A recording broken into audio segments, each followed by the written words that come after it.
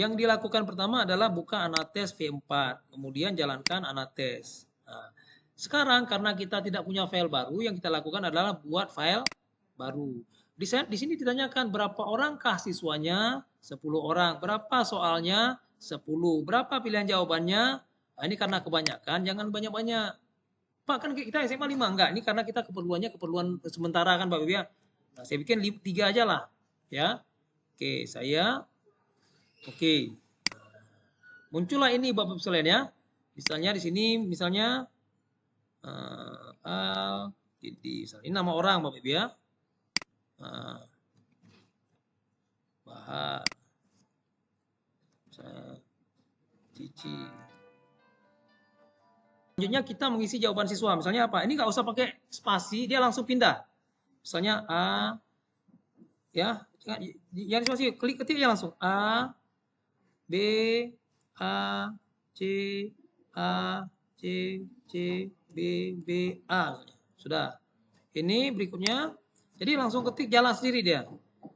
B, B, B, C, C, C, A, A, C, C misalnya. Berikutnya D, D, oke salah saya. Kan enggak D, enggak boleh ya. Semua anak-anak diisi jawabannya, masukkan kunci jawabannya, kunci jawaban siswa. Misalnya jawabannya apa? A, C, B, B, A, C, C, B, A, C misalnya. Oke, sudah Bapak ya. Ini kunci jawaban yang ada di atas, yang di bawah ini adalah jawaban siswa. Selanjutnya apa yang kita lakukan? Kita bisa Bapak Ibu ya, kita bisa menambahkan subjek kalau diperlukan. Misalnya siswanya ada 1 orang lagi yang belum masuk, tapi nanti bisa belakangan. Jadi kita kembali ke menu atau simpan boleh, simpan dulu. Ini kalau kita simpan data ini masih bisa kita tambahkan nanti ketika ada data yang kurang. Ini saya simpan dulu aja lah. Saya simpan, saya beri nama, nanti ujungnya .ana Bapak Ibu sekalian ya. .ana misalnya kan. Nah, misalnya tes 1. Nah, T1 saya taruh di mana ya? Di musik. T1 musik. Oke. Ini sudah tersimpan datanya. Berarti ini data ini bisa saya panggil lagi untuk saya isi kalau memang ada siswa yang bertambah.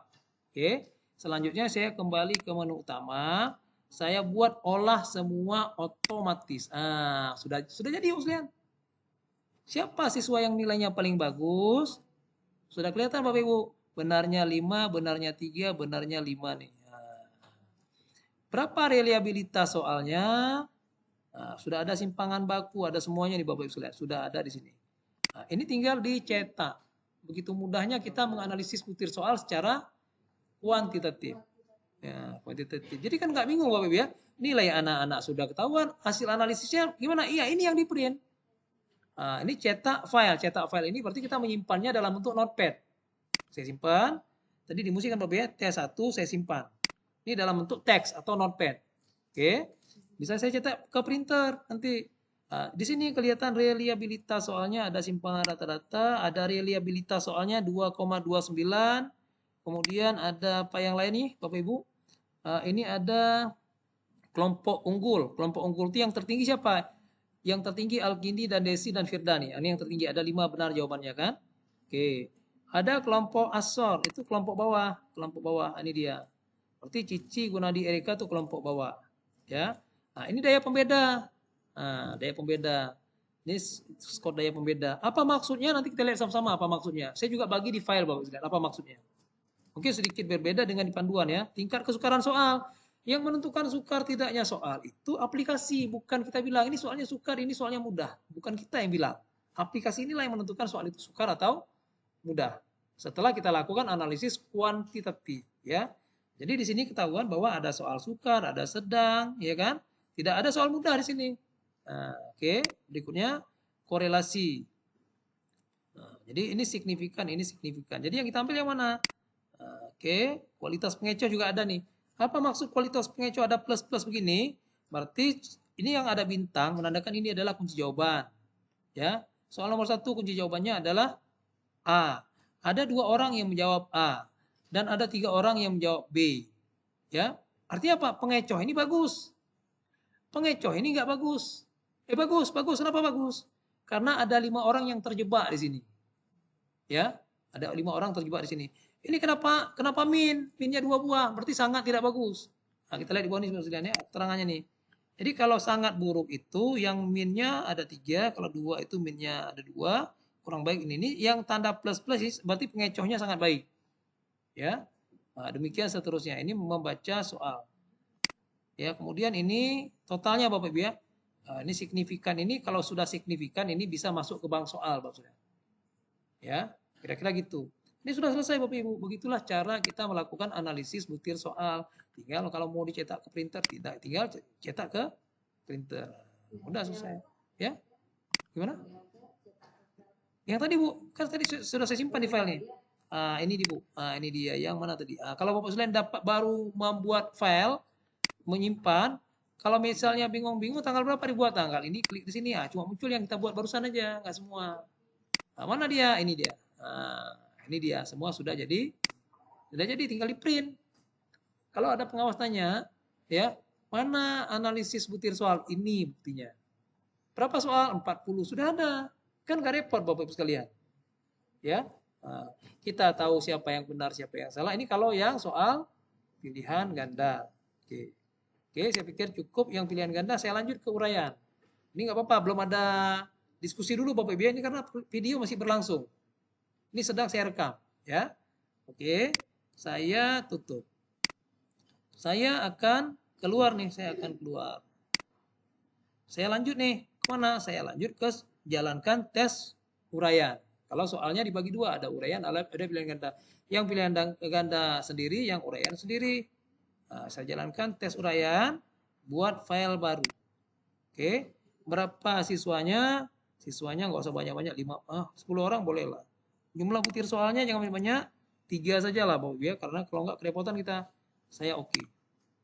Oke, tadi siswanya sudah ada ya, tapi nggak apa kita buat lainnya. Al, Indi,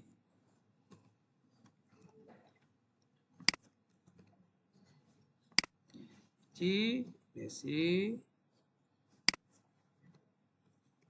Da, Firda, Di, Esti, Pak.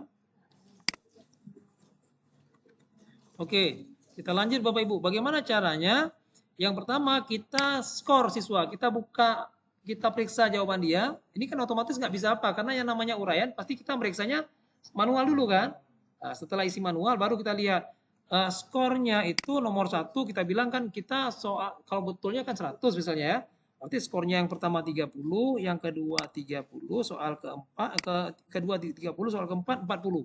Totalnya 100 misalnya skornya. Jangan pernah membuat skor lebih tinggi daripada skor maksimal. Ini skor maksimal. Ya. Jangan sampai ini karena anak tetangga kita bikin 31 nggak diterima Bapak Ibu sekalian sama aplikasi. Ya. Gimana caranya? Ini 25, ini 24, ini 17 misalnya. Ini 22, ini 20, ini 35 misalnya. Misalnya 11, 21, 25, 27. Ini Semarang Pak Bu ya. 3, nggak bisa 3, boleh juga 3, 12, 19, 18, 17, 17, 27, 3, 29, 34, 20, nggak bisa 34 nggak mau dia. 30, 6, 29, 12, 3,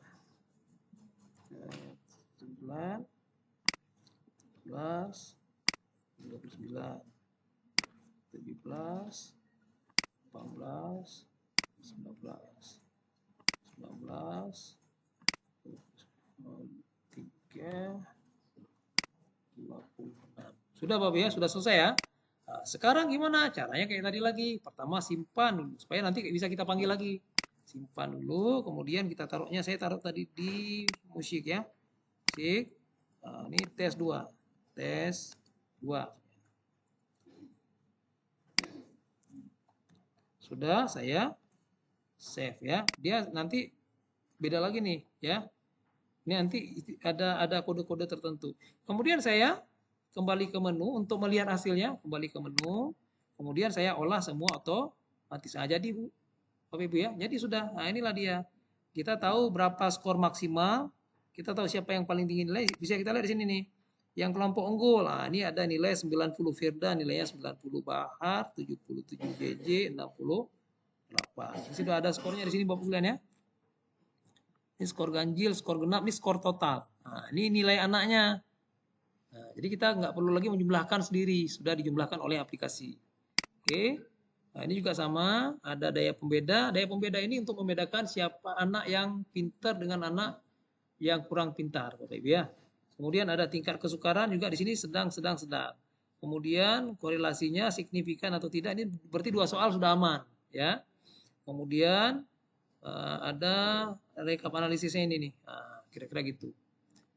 Saya rasa sudah Bapak Ibu ya. Ini kalau mau kita simpan bisa cetak ke file. Tadi tes 2 simpan. Sudah ada 2. Kira-kira gitu Bapak Ibu. Ini sekarang saya tutup. Saya kepingin memanggil lagi file yang tadi sudah saya buat. Rupanya ada 1 orang anak yang lupa saya masukkan namanya. Ya, gimana caranya? Kan tadi soalnya pilihan ganda Bapak Ibu ya. Saya bikin pilihan ganda, saya baca file yang ada. Di mana filenya? Ada ekstensinya .ana Bapak Ibu. T1 ini saya panggil lagi nih. Udah muncul kan? Saya mau menambahkan 1 orang anak lagi karena lupa saya masukkan namanya atau dia terlambat ikut ujian. Gimana caranya? Saya tambah subjek Bapak Ibu, sudah muncul subjek baru misalnya. Kamal. Oke, saya ganti jawabannya.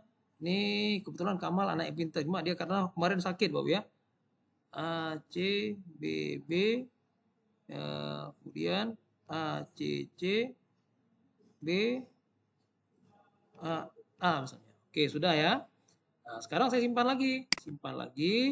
Kemudian saya kembali ke menu utama, saya olah otomatis. Ini akan terjadi perubahan. Kamal otomatis akan naik nilainya nih Bapak Ibu sekalian ya. Nah, Kamal akan naik nilainya, signifikansinya juga reliabilitas soalnya pasti berubah juga nih Bapak Ibu sekalian ya. Nah, berubah juga. Demikian seterusnya Bapak Ibu. Sudah selesai. Jadi demikian Bapak Ibu sekalian cara menggunakannya. Demikian juga untuk soal yang tadi saya bilang apa? Uraian. Nah, manggil lagi jalankan tes uraian. Kalau tadi sudah dibuat filenya, kita baca yang sudah dibuat. Saya baca tes AUR dia. Kalau tadi .ana itu pilihan ganda, AUR itu uraian. Analisis uraian. Nah, sudah muncul. Kalau mau nambah tadi 1 siswa lagi, tambah. Tadi apa namanya? Kamal. Ini 30. Ini 29. Ini 35. Nah, oke, sudah. Saya simpan. Saya kembali ke menu, saya olah semua otomatis. Nah, sudah dapat hasilnya. Di sini Kamal jadi paling tinggi nilainya nih. Nah, jadi 94. Oke, demikian caranya Bapak Ibu sekalian, mudah-mudahan bisa ya. Nanti untuk aplikasi